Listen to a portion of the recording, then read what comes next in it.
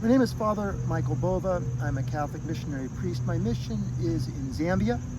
Zambia is located in South Central Africa.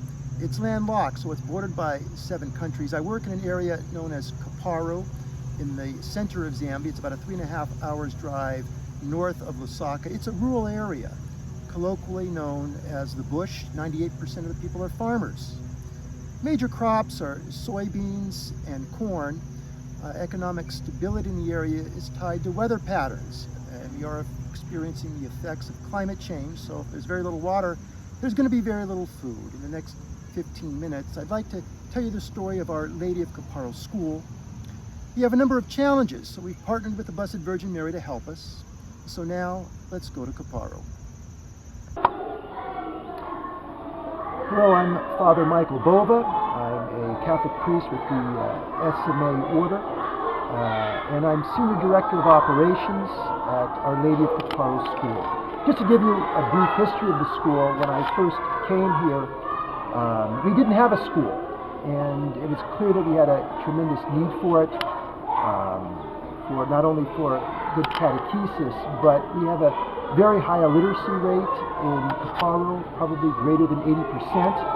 And with that, all of the problems that comes with illiteracy, we also have problems of high HIV and STD rates. And the school, I felt, was the best way to mitigate these problems. We were lucky enough to find very helpful donors, and we were able to commence building of Our Lady of Kaparu School. That's some of our history behind it. Our mission statement at Our Lady of Kaparu School is we strive to make disciples of Jesus Christ, wherewith attaining exemplary literacy skills. The integrated curriculum is taught aimed at developing and nurturing the whole person. And that's some of our history. That's our mission statement of what we do here at Our Lady of Kaparu School. And with that, I want to introduce you to our head teacher and have our head teacher, Doris Mayunza, explain to you briefly a few of the problems that we face. Doris? Yeah, thanks very much. My name is Mayunza Doris, and I'm the head mistress from there, Our Lady of Kaparu School. Yeah, we have a lot of challenges that we are facing at school, have a lot of problems such as we are lacking about the resources that we can use at school, more especially the books and other resources that we can use. So we are finding it difficult to teach because we are teaching in a non-environmental place which has no English or English as a second language. So we are kindly asking for help from well-wishers so that they can help us to develop our school. Then the other challenge that we are facing is we have to keep the little ones at school for long hours. Okay, now for them to be at school, we need to feed them. So as that, we are finding it difficult to find food that we can feed our children so that they can learn more English at school. So that when they go at home, they have less hours so that they know how to speak English, which will help the community, the nation, and the world at large. So as well-wishers, we are asking you to help us so that we can keep our school, our children, so that they can know how to speak English like those who are in America or other countries. Help us. Thanks very much. Oh, thank you very much. I'm Mavis Chonya, the reception A class teacher. Thank you very much.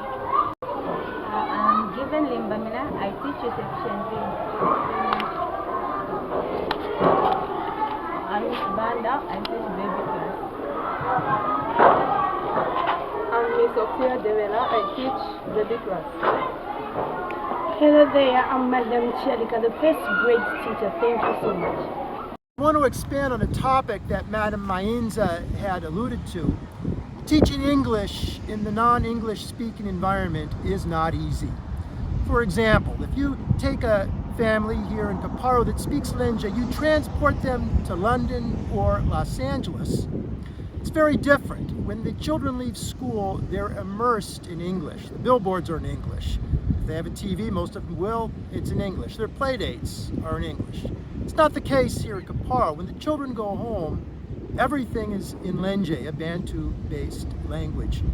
We overcome that problem by keeping the children a little bit later. We start at 7:45 in the morning and we let them go about 4 p.m. of course, we have to feed them to be able to do that.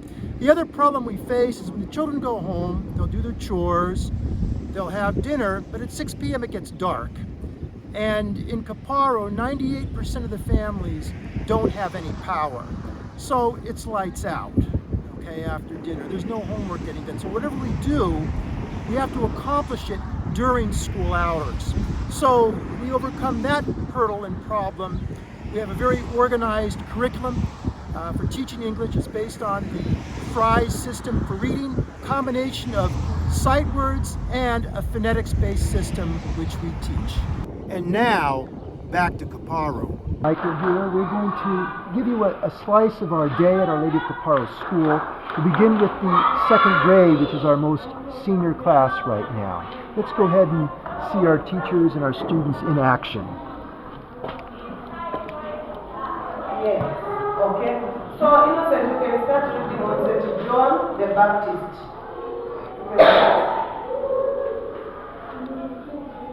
Yes, you can read there. John the Baptist. John the Baptist had a special goal of preparing of coming of Jesus. He was the son of Zebedee and Elizabeth, the cousin of Mary, the mother of Jesus. John was 6 months older than Jesus. Okay, thank you. Thank you very much. Yes, person. He lived in the wilderness and ate locusts and killed honey and urged people to repent and turn to God. Thank you very much. Thank you. Saint Peter. Peter was born at Bethsaida and was a fisherman until Jesus called him to be his follower. Okay. He was one of the closest disciples of Jesus and saw many miracles performed to Thank you very much. Yes. Saint James the Great. James was the son of Zebedee and the brother of Saint John. He was a fisherman, and when Jesus called him, he left everything and followed him. James was one of the closest disciples of Jesus, and so he performed many miracles. Thank you very much. Take you into our first grade, and let's just see what we're covering in here. Let's go ahead.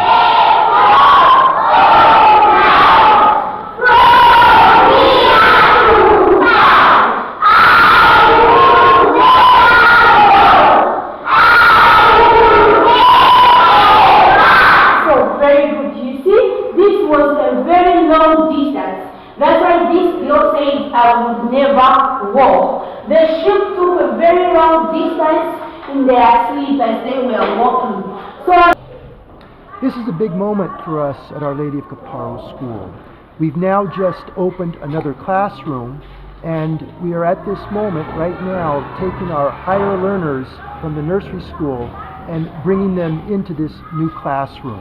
It'll be much better for learning to take our top group and bring them in. We have Madam Banda, who leads the nursery school, and Mr. Killian here, who is our Director of Religious Education. Girls,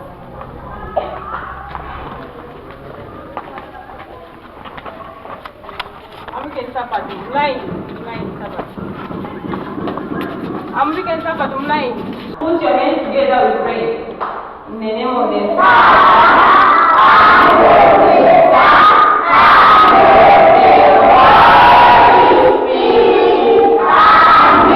Hail Mary. A class, and I'll let you see them in action. All right.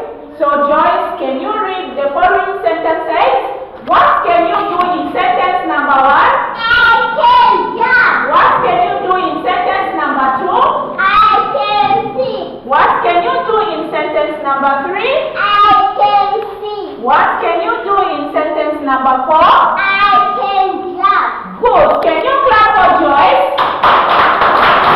Fantastic. Second reception class, we have a large number of children in reception, so we actually have 2 classes worth. And we're in Madam Lumina's class, and she's teaching English right now. Yes. Yeah, we are going to have Messi to read for us, okay? Yes. Messi, you can read the first sentence. I see. Very good. Next. I like chicken. Good. I want to eat. Very good. I love mom. Good. Can you clap for Messi? At our construction site, where we are building classrooms for 3rd, 4th, 5th, 6th, and 7th grades. We're under construction still, and to bring our founders' dreams to fruition, we need your help, because building is so expensive here, and transport of materials from the big cities out here into the bush is extremely expensive. Our construction team, Jimmy Mumba again, the foreman, and his team, they're involved in doing everything that we do here. They're a little bit like the Oakland Raiders of the 70s. They are a bit of a motley crew, but they play like champions in the morning and do it at a reasonable price. So again, we thank them for their support. As I alluded to earlier, we have a number of problems that we face in the Kaparu and greater Kaparu area. At any moment in time, we have a 10% HIV rate, an STD rate at any snapshot in time that could be as high as 25%. Sadly enough to say, much of that goes untreated. The ways that we can mitigate those problems are, one, through education, which we're doing right now. Second way is through sports, building good self-esteem through sports. Sports teaches the children discipline, teamwork, and again builds a positive sense of self-esteem. And the children really love athletics here especially. We building good self-esteem for the boys as well as the girls, but especially for the girls. And we've built the first tennis court in all of Chibambo district, this entire area. We're about 95% completed. This is our netball court, and it's netball is a little bit like basketball, but not quite the same thing. But when you're in a Commonwealth nation, you do as they do. So the girls love it, and again, we have a nice netball court that's been cleared.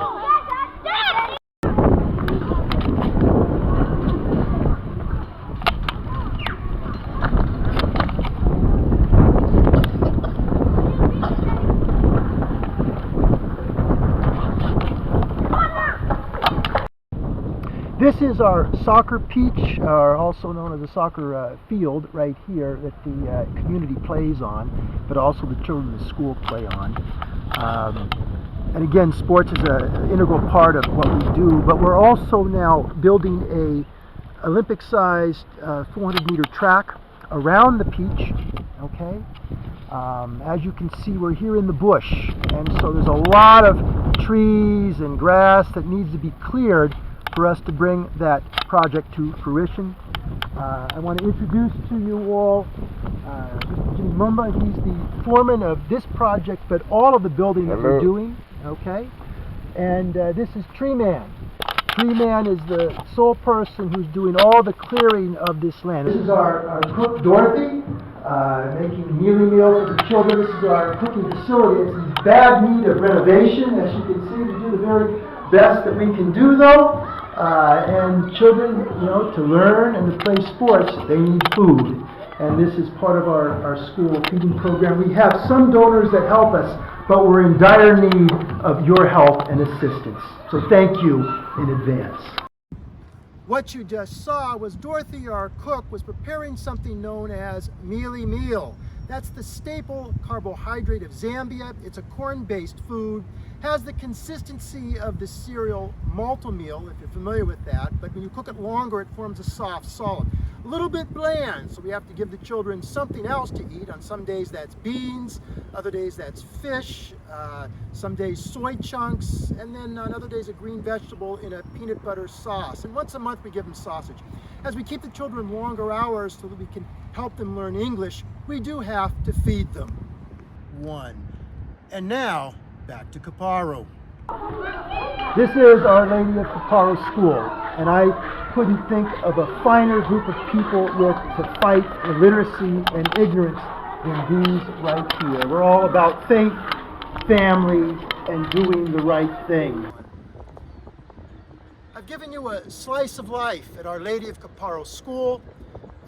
We accept children of all faith denominations. In fact, well over 50% of the children are Christian but non-Catholic. We are a great template for Christian unity. We're a great example of Christian unity and how that should work together. Everyone loves each other, everyone gets along.